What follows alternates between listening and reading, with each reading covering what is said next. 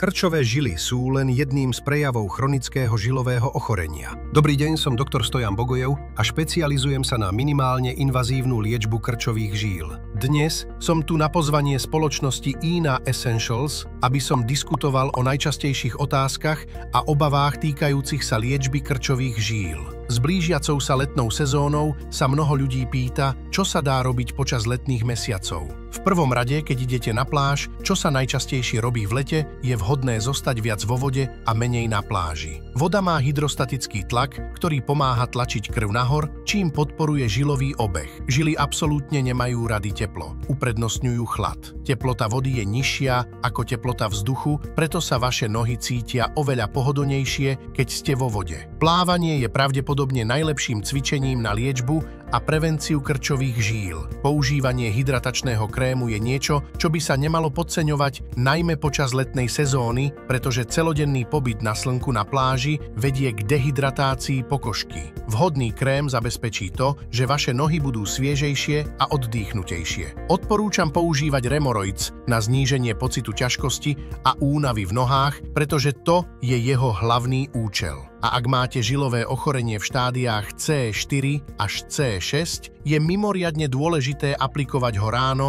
a večer. Pokožka musí byť hydratovaná, aby sa predišlo komplikáciám, ako je napríklad vznik žilových vredov.